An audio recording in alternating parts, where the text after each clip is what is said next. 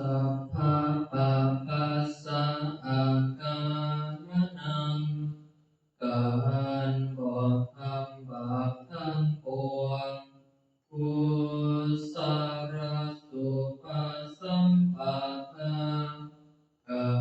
รทำกุศลให้ถึงพร้อมสัจจิตตปริโยอาภานังการสำระจิตของตนให้เอาสะอาดอิทังพุทธานาสัสสะนังธร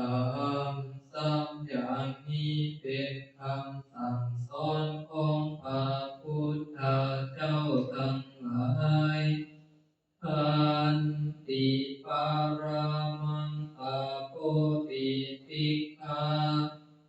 ขันติคือความอดกั้นเป็นธรรมเครื่องเผากิเลสอย่างยิ่งนิพพานังปารามังวาทันติพุทธาผู้ทั้งหลายกล่าวพระนิพพานว่าเป็นธรรมอย่างยิ่งนาหิปัพพาสิโตปารุปาคาติผู้กำจัดสัตว์อื่นอยู่บ่ชื่อว่าเป็นบรรพสิทธิ์เลยสหมาโนโหติปารังวิเทหายันโตผู้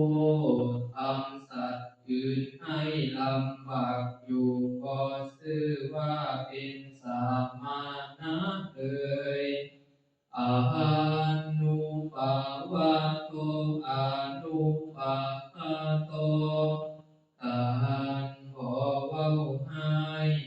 การขอทำให้ปฏิโมกเขจะสังวโรการสังรวมในปฏิโมกข์มหันตัญญูตาจาภัตตัสสมิงความเป็นผู้ปากมาในการบริโภคปันตัญจสยานาสนังการนอนการนั่งในที่อันสงัดอาทิจิตเตจะอายุโกความมันประกอบในการทำจิตให้ยิ่งเอตังโหทานาสัสสะนังทุกอย่างนี้เป็นคำสั่งสอนของพระพุทธเจ้าทั้งหลายอาลังเวปัญจขันธาขันธ์ทั้งห้าเป็นของหนักเนื้ออาลังโลจะปุคคาโลบุคคลแล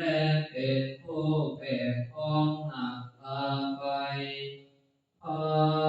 ลังนังทุกขังโลเกการแบกคือของหนักเป็นความทุกข์ในโลกอาหารานิเค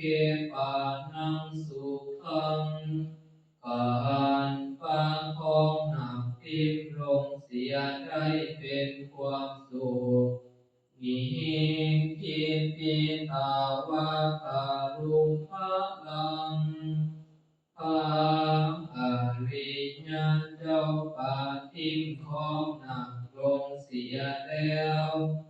อาหันยังพลังอานาทิยังบ่จับไปเอาของหนักอันอื่นขึ้นมาอี